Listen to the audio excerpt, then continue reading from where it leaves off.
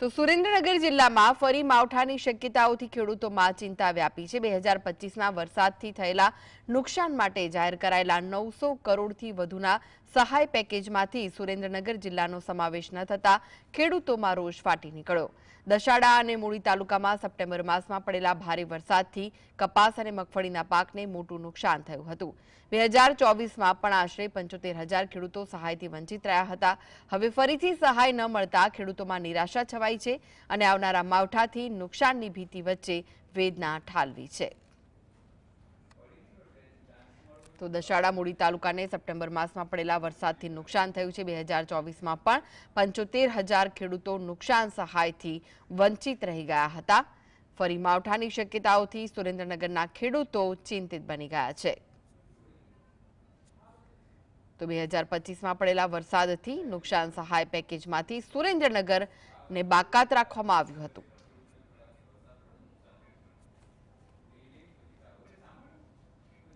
તો વધુ વિગતો માટે જોડાઈ ગયા છે સુરેન્દ્રનગરથી સંવાદદાતા ફઝલ। ખેડૂતોને જે રાહત પેકેજ છે તેને લઈને પણ ચિંતા સતાવી રહી છે, સાથે જ માવઠાની શક્યતાઓથી પણ ખેડૂતો ચિંતિત થઈ ગયા છે। શું વિગતો મળી રહી છે? ખાસ કરીને ગુજરાત રાજ્યમાં આગામી 4 દિવસ માવઠાની આગાહી છે તે હવામાન વિભાગ દ્વારા વ્યક્ત કરવામાં આવી છે, જેને લઈને સુરેન્દ્રનગર જિલ્લા ઉપરાંત સમગ્ર ગુજરાત રાજ્યના ખેડૂતોની ચિંતામાં હાલ વધારો થયો છે। એક બાજુ જે 2025માં સપ્ટેમ્બર મહિનામાં પડેલો વરસાદ છે તેની સહાય છે તે હજુ સુધી ખેડૂતોને ચૂકવી નથી।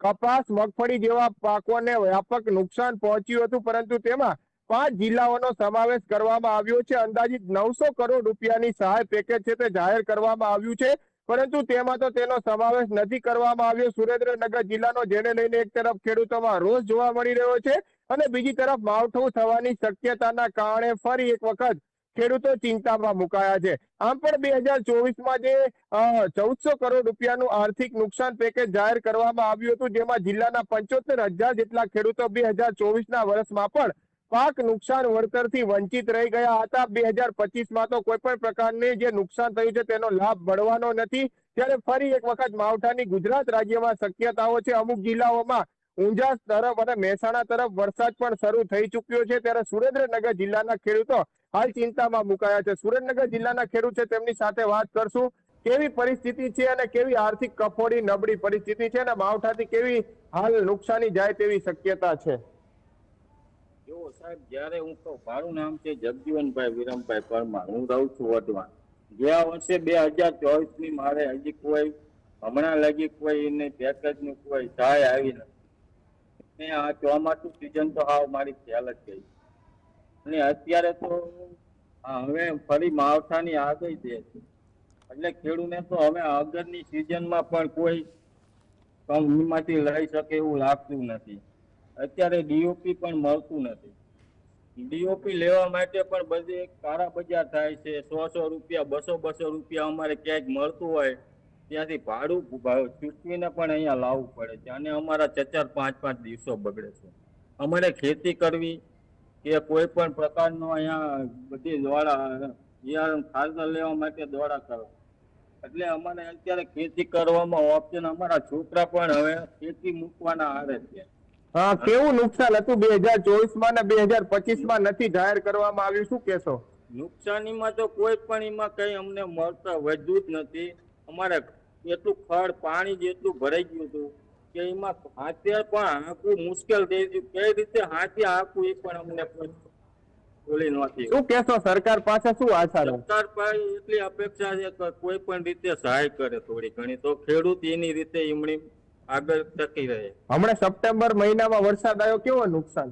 એ નુકસાન તો બહુ જ થઈ ગયું છે, એમાં કોઈ ઓપ્શન જ નથી। બધું જે હતું એ પણ અંદર પાણીના હિસાબે બધું હળી જ ગયું છે। કયા કયા પાકોને નુકસાન? કપાસ છે, મગફળી છે, પછી જાર તો એવી બધી અંદર ખેતરમાં હળી જ ગઈ। જે પશુના ઘાસચારા હતા એ પણ નથી રહ્યા। હવે શું માંગ? હવે સરકારને એટલી માંગ છે કે જે પેકેજ સુરેન્દ્રનગરને જાહેર કરે, બીજા જિલ્લામાં જાહેર કર્યું તો સુરેન્દ્રનગરને જ કેમ બાકાત રાખવામાં આવ્યું છે?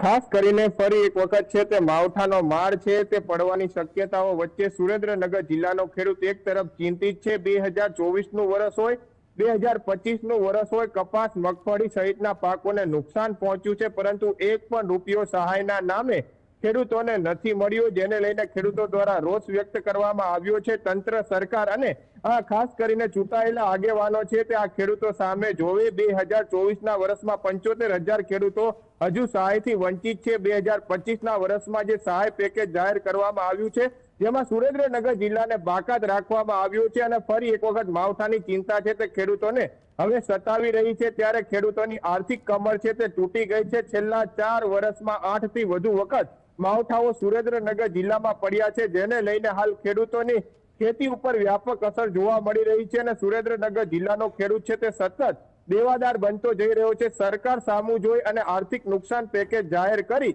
અને યોગ્ય તમામ ખેડૂતોના ખાતામાં રૂપિયા જમા કરાવે તેવી ખેડૂતોએ હાલ માંગ કરી છે. જી જી આભાર ફઝલ સમગ્ર માહિતી